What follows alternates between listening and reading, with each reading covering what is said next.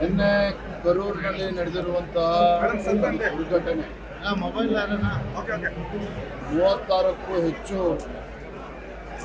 ಜನರಲ್ಲಿ ಪ್ರಾಣವನ್ನು ಕಳೆದುಕೊಂಡಿರುವಂಥದ್ದು ಕಾಲು ತುಳಿತದಲ್ಲಿ. ಮಹಿಳೆಯರು ದೊಡ್ಡ ಸಂಖ್ಯೆಯಲ್ಲಿ, ಮಕ್ಕಳು, ಬಹಳ ನೋವು ತರುವಂಥ ಸಂಗತಿ. ಅವನು ಏನು ಪ್ರಾಣವನ್ನು ಕಳೆದುಕೊಂಡಿದ್ದಾರೆ, ಅವರ ಆತ್ಮಕ್ಕೆ ಶಾಂತಿಯನ್ನು ಕೂಡ ನಾವು ಕೊಡ್ತಾನೆ. ಈ ಘಟನೆ ನಡಿಬಾರ್ದಾಗಿತ್ತು. ನಾನು ಕೂಡ ಪತ್ರಿಕೆಗಳಲ್ಲಿ, ಮಾಧ್ಯಮಗಳಲ್ಲಿ ನೋಡ್ತಾ ಇದ್ದೆ. ಅವರ ನಿರೀಕ್ಷೆಗೂ ಮೀರಿ ಜನ ಸೇರಿರುವಂಥ ಸಂದರ್ಭದಲ್ಲಿ ಅವರು ಯಾರು ಕಾರ್ಯಕ್ರಮದ ಆಯೋಜಕರಿದ್ದಾರೆ ಸ್ವಲ್ಪ ಆಲೋಚನೆ ಮಾಡಬೇಕಾಗಿತ್ತು. ನಾವು ಕರ್ನಾಟಕದಲ್ಲಿ ಕೂಡ ಇತ್ತೀಚೆಗೆ ಚಿನ್ನಸ್ವಾಮಿ ಕ್ರೀಡಾಂಗಣದಲ್ಲಿ ನಡೆದಂಥ ಕಾಲು ತುಳಿತ ಪ್ರಕರಣ ಇನ್ನೂ ಕೂಡ ನಮ್ಮ ಕಣ್ಣಲ್ಲಿ ಹಾಗೇನೇ ಇದೆ, ಇನ್ನೂ ಕೂಡ ಮಾಸಿದೆ. ಇದರ ನಡುವೆ ತಮಿಳುನಾಡಲ್ಲಿ ಆಗಿರ್ತಕ್ಕಂಥದ್ದು ನಿಜವಾಗ್ಲೂ ಕೂಡ ಭಾಳ ದುಃಖ ತರುವಂಥ ಸಂಗತಿ. ಇನ್ನು ಸರ್ಕಾರ ಇವರಿಗೆ ಗಮನಿಸ್ತಾರೆ ಅಂತ ಗೊತ್ತು. ಸರ್ಕಾರದ ದೂಷಣೆ ಮಾಡಿದ ಡಿಎಂಕೆ ಸರ್ಕಾರ ಸ್ಥಳಾವಕಾಶ ಕರೆಕ್ಟಾಗಿ ಇದ್ರ ಬಗ್ಗೆ ಕಾರ್ಯಕ್ರಮ ಅಲ್ಲೇ ಆಗ್ತಾ ಹಿನ್ನೆಲೆ ಅದ್ರ ಬಗ್ಗೆ ಯಾವುದೇ ವಿಚಾರಗಳಿಲ್ಲ. ಸುಮತ ಸಂದರ್ಭ ಹೇಳ್ತೇನೆ, ಘಟನೆ ನಡಿಬಾರ್ದಾಗಿತ್ತು. ರಾಜ್ಯ ಸರ್ಕಾರ ಸೂಕ್ತವಾಗಿರ್ತಕ್ಕಂಥ ಕ್ರಮನ ಕೈಗೊಳ್ಳಬೇಕು ಅಂತೇಳಿ ಇಡೀ ದೇಶದ ಜನರ ಅಪೇಕ್ಷೆ ಇದೆ. ಧರ್ಮಸ್ಥಳ ಪ್ರಕರಣದಲ್ಲಿ ಸರ್ಕಾರ ಈಗ ದ್ವಂದ್ವ ಹೇಳಿಕೆಗಳನ್ನು ಬಿಡ್ತಾ ಇರ್ತಕ್ಕಂಥ ಧರ್ಮಸ್ಥಳ ವಿಚಾರದಲ್ಲಿ ಇವಾಗ PIL ವಜಾ ಆಗಿದ್ದು ಕಾನೂನು ಸಚಿವರಿಗೆ ಗೊತ್ತಿಲ್ಲ, DK ಶಿವಕುಮಾರ್ ಅವರಿಗೆ ಗೊತ್ತು ಅಂತಾರೆ. ನೀವು ಯಾರು ಏನಾದರೂ ಹೇಳಿ, ನಾನು ರಾಜ್ಯದ ಅಧ್ಯಕ್ಷನಾಗಿಲ್ಲ, ಶಿಕಾರಿಪುರ ಕ್ಷೇತ್ರದ ಶಾಸಕನಾಗಿ ಮಾತನ್ನು ಹೇಳ್ತಾ ಇಲ್ಲ. ಒಬ್ಬ ರಾಜ್ಯದ ಮುಖ್ಯಮಂತ್ರಿಗಳು ಧರ್ಮಸ್ಥಳ ಅಂತಕ್ಕಂಥ ಒಂದು ಪವಿತ್ರ ಕ್ಷೇತ್ರ, ಕೋಟ್ಯಾಂತರ ಭಕ್ತರು ರಾಜ್ಯದಲ್ಲೂ ಇದ್ದಾರೆ, ದೇಶದ ಮೂಲೆ ಮೂಲೆಗಳಲ್ಲಿ ಕೂಡ ಬರ್ತಾರೆ. ಯಾವನೋ ಒಬ್ಬ ಬೀದಿಯಲ್ಲಿ ಹೋಗ್ತಕ್ಕಂಥವನು ಬಂದು ಧರ್ಮಸ್ಥಳದ ಬಗ್ಗೆ ಒಂದು ಹೇಳಿಕೆಗಳನ್ನು ನೀಡಿದ್ದಾನೆ ಅಂತ ಹೇಳಿ ಅದನ್ನು ಆಧಾರವಾಗಿ ಇಟ್ಕೊಂಡು SIT ರಚನೆ ಮಾಡೋದಿಲ್ಲ. ಈಗ ಹೇಳ್ತಾರೆ ನಾವು SIT ರಚನೆ ಮಾಡಿದ್ದಕ್ಕೇ ಗೊಂದಲ ಪರಿಹಾರ ಆಯಿತು ಅಂತೇಳಿ. ಆದರೆ ಇದರ ನಡುವೆ ಏನು ಅಪಪ್ರಚಾರಗಳು ಆಯಿತು ಧರ್ಮಸ್ಥಳದ ವಿಚಾರದಲ್ಲಿ, ಏನು ಡ್ಯಾಮೇಜ್ ಆಯಿತು ನನ್ನ ನಡುವೆ, ಅದಕ್ಕೆ ಇವತ್ತು ಬೆಲೆಯನ್ನು ಕಟ್ಟಕ್ಕೆ ಸಾಧ್ಯ ಆಗ್ತದೆ.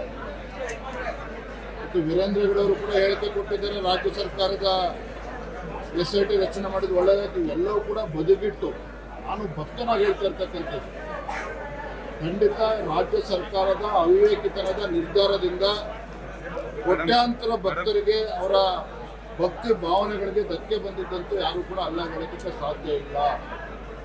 ಇವತ್ತು ಮುಖ್ಯಮಂತ್ರಿಗಳು ತಮ್ಮ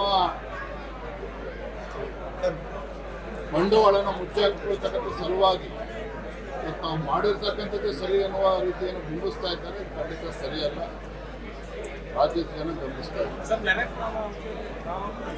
ನಾನು ಇವತ್ತು ಸಂಜೆ ದಾವಣಗೆರೆಯಲ್ಲಿ ಕಾರ್ಯಕ್ರಮದಲ್ಲಿ ಭಾಗವಹಿಸಬೇಕಾಗಿತ್ತು. ನಾನು ಜವಾದಿ ನಾರಾಯಣ ಸ್ವಾಮಿ ಅವರಿಗೆ ದಾವಣಗೆರೆ ಹೋಗಬೇಕಾಗಿತ್ತು.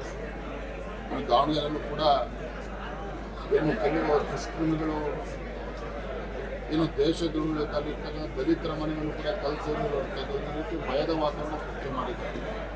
ಆದರೆ ನಾವು ಸಂಜೆ ದಾವಣಗೆರೆ ಕಾರ್ಯಕ್ರಮದಲ್ಲಿ ಅಲ್ಲಿ ಭಾಗವಹಿಸಿ ನಾಳೆ ನನ್ನ ಸ್ವಕ್ಷೇತ್ರಕ್ಕೆ ಹೋಗಬೇಕಾಗಿತ್ತು.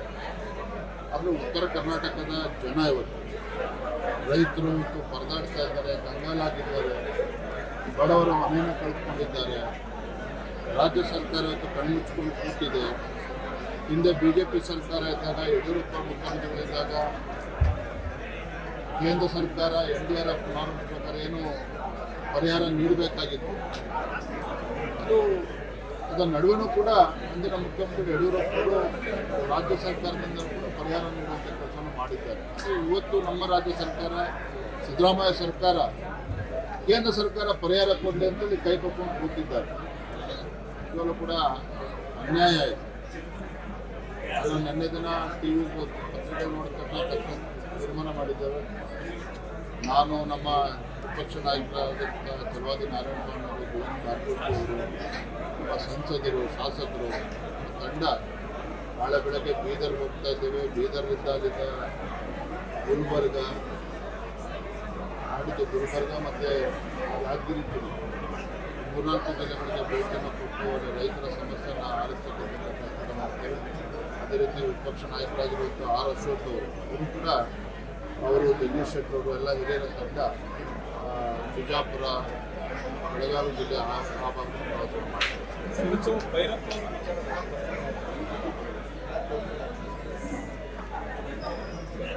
126ನೆಯ ಮನ್ ಕಿ ಬಾತ್ ಕಾರ್ಯಕ್ರಮದಲ್ಲಿ ಪ್ರಧಾನಮಂತ್ರಿಗಳು ಈ ದೇಶದ ಜನತೆ ಮಾತನಾಡ್ತಾರೆ. ಈ ನಾಡಿನ ಹಿರಿಯ ಸಾಹಿತಿಗಳು, ಖ್ಯಾತ ಕಾದಂಬರಿಗಾರರಾಗಿದ್ದಂತಹ ಎಸ್ ಎನ್ ಭೈರಪ್ಪನವರ ಒಂದು ಶ್ರದ್ಧಾಂಜಲಿಯನ್ನು ಮಾಡಿದ್ದಾರೆ. ಎಸ್ ಎನ್ ಭೈರಪ್ಪನವರ ಬಗ್ಗೆ ಒಂದು ಅಪಾರವಾಗಿರ್ತಕ್ಕಂಥ ಪ್ರಧಾನಮಂತ್ರಿಗಳು ಇಟ್ಕೊಂಡಿದ್ರು, ಆತ್ಮೀಯತೆ ಗೊತ್ತಾಗ್ತದೆ. ಅದಕ್ಕೆ ಪ್ರಧಾನಮಂತ್ರಿ ಮತ್ತೊಂದು ಸಂದೇಶವನ್ನು ಕೂಡ ನೀಡಿದ್ದಾರೆ. ಹಬ್ಬ ಹರಿದಿನವನ್ನು ಆಚರಣೆ ಮಾಡುವಂಥ ಸಂದರ್ಭದಲ್ಲಿ ನಾವೆಲ್ಲರೂ ಕೂಡ ಮತ್ತು ಅಕ್ಟೋಬರ್ 2ನೇ ತಾರೀಕು ಗಾಂಧಿ ಜಯಂತಿ, ಸ್ವದೇಶಿ ವಸ್ತುಗಳನ್ನು ನಾವು ಖರೀದಿ ಮಾಡಬೇಕು, ಸ್ವದೇಶಿ ಚಿಂತನೆಗೆ ಹೆಚ್ಚು ಶಕ್ತಿಯನ್ನು ನೀಡಬೇಕು, ಸ್ವದೇಶಿ ವಿಚಾರದೊಂದಿಗೆ ಭಾರತ ಮತ್ತು ಅಭಿವೃದ್ಧಿ ಪಥದಲ್ಲಿ ಸಾಗಬೇಕು ಅನ್ನೋದ್ರಲ್ಲಿ ದೇಶದ ಜನತೆ ಸಹಕಾರ ನೀಡಬೇಕು ಅನ್ನೋ ನಾವೆಲ್ಲರೂ ನಮ್ಮೆಲ್ಲರಿಗೂ ಕೂಡ ಕರ್ತವ್ಯ ಇದೆ, ಜವಾಬ್ದಾರಿ ಇದೆ. ಬಹಳ ದೊಡ್ಡ ಸವಾಲು ಇತ್ತು ದೇಶದ ಮುಂದೆ ಇದೆ. ಪ್ರಧಾನಿ ನರೇಂದ್ರ ಮೋದಿ ಸಂದರ್ಭದಲ್ಲಿ ಪ್ರಧಾನಮಂತ್ರಿಗಳು ಆಗಿದ್ದಾರೆ ಅನ್ನೋದೇ ನಮ್ಮೆಲ್ಲರೂ ಕೂಡ ಅಂತಕ್ಕಂಥ ಸಂದೇಶವನ್ನು ನಾವೆಲ್ಲರೂ ಕೂಡ ಪಾಲಿಸಬೇಕು ಅನ್ನೋ ಮಾತು ಕೂಡ ತಮ್ಮ ಮುಂದಿನ ರಾಜ್ಯದ ಜನತೆಗೆ ಸರ್, ಈಗ ಜಾತಿ ಸಮೀಕ್ಷೆಯನ್ನು ಹೌದು ಎಲ್ಲ ಪಕ್ಷದವರು ನಾವು ಚರ್ಚೆ ಮಾಡ್ತಾ ಇದ್ದೇವೆ. ಅದ್ರ ಬಗ್ಗೆ ನಾವು ಯಾವುದೂ ಕೂಡ ತೀರ್ಮಾನವನ್ನು ತೆಗೆದುಕೊಂಡಿಲ್ಲ. ಆದರೆ ನಾವು ಏನು ಕಳೆದ ವಾರ 2 ದಿನಗಳ ಕಾಲ ನಮ್ಮ ಜನಪ್ರತಿನಿಧಿಗಳ, ಶಾಸಕ, ಸಂಸದರು, ವಿಧಾನ ಪರಿಷತ್ ಸದಸ್ಯರ ಒಂದು ಕಾರ್ಯಾಗಾರ ಆಗಿತ್ತು. ಸ್ಪಷ್ಟ ಒಂದು ನಿಲುವನ್ನು ತೆಗೆದುಕೊಂಡಿದ್ದೇವೆ. ಧರ್ಮದ ಕಾನೂನಿನಲ್ಲಿ ನಾವು ಹಿಂದೂ ಅಂತಲೂ ಉಲ್ಲೇಖ ಮಾಡಬೇಕು. ಬಿ ಪಾಟೀಲ್ರು ಬೇರೆಯವರ ಹೇಳಿಕೆಗಳನ್ನು ಖಂಡಿಸಿದ್ದಾರೆ. ಅದ್ರ ಬಗ್ಗೆ ನಾನು ಹೆಚ್ಚು ಚರ್ಚೆ ಮಾಡೋದಕ್ಕೆ ಹೋಗೋದಿಲ್ಲ. ಎಲ್ಲರ ಜವಾಬ್ದಾರಿ ಇವತ್ತು ವೀರಶೈವ ಲಿಂಗಾಯತ ಸಮಾಜ ಇರ್ಬೋದು, ಒಕ್ಕಲಿಗ ಸಮಾಜ ಇರ್ಬೋದು, ಬ್ರಾಹ್ಮಣ ಸಮಾಜ ಇರ್ಬೋದು, ದಲಿತ ಹಿಂದುಳಿದ ಸಮಾಜಗಳು ಇರ್ಬೋದು, ನಾವು ಹಿಂದೂಗಳು ಅನ್ನೋದರಲ್ಲಿ ಯಾವುದೇ ಗೊಂದಲಗಳು ಇರಬಾರ್ದು. ರಾಜ್ಯದ ಹಿತದೃಷ್ಟಿಯಿಂದ ಮತ್ತು ದೇಶದ ಹಿತದೃಷ್ಟಿಯಿಂದ. ಹಾಗಾಗಿ ಮತ್ತೊಮ್ಮೆ ನಮ್ಮ ಎಲ್ಲ ಮಾಧ್ಯಮದ ಸ್ನೇಹಿತರ ಮೂಲಕ ರಾಜ್ಯದ ಜನತೆ ನಾವು ವಿನಂತಿ ಮಾಡ್ತಾರೆ, ಮನವಿ ಮಾಡ್ತಾರೆ. ಗೊಂದಲಕ್ಕೆ ಈಡಾಗೋದು ಬೇಡ. ಧರ್ಮದ ಕಾಲದಲ್ಲಿ ಎಲ್ಲರೂ ಕೂಡ ಹಿಂದೂ ಅಂತಲೇ ನಾವು ಬರೀಬೇಕು, ಉಲ್ಲೇಖ ಮಾಡಬೇಕು ಅಂತೇಳಿ ಮತ್ತೊಮ್ಮೆ. ಸರ್, ಇವತ್ತು ಇಂಡಿಯಾ ಪಾಕಿಸ್ತಾನ ಮ್ಯಾಚ್ ಇದೆ ಸರ್, ಫೈನಲ್ ಮ್ಯಾಚ್. ಬಹಳ ನಿರೀಕ್ಷಿತ. ಇಡೀ ದೇಶದ ಜನ ಇವತ್ತು ಬಹಳ ಕಾತುರದಿಂದ ಕಾಯ್ತಾ ಇದ್ದಾರೆ. ಇಂಡಿಯಾ ಮತ್ತು ಪಾಕಿಸ್ತಾನದ ನಡುವೆ ಬಹಳ ದಿನಗಳ ನಂತರ ಮತ್ತೊಂದು ಫೈನಲ್ ಇವತ್ತು ಬಂದಿರ್ತಕ್ಕಂಥದ್ದು ತುಂಬ ಸಂತೋಷ. ನಾನು ದೇಶದ ಜನತೆ ಪರವಾಗಿ, ನಾಡಿನ ಜನತೆ ಪರವಾಗಿ ನಮ್ಮ ಭಾರತದ ಟೀಮ್ಗೆ, ಇಂಡಿಯನ್ ಟೀಮಿಗೆ ಶುಭ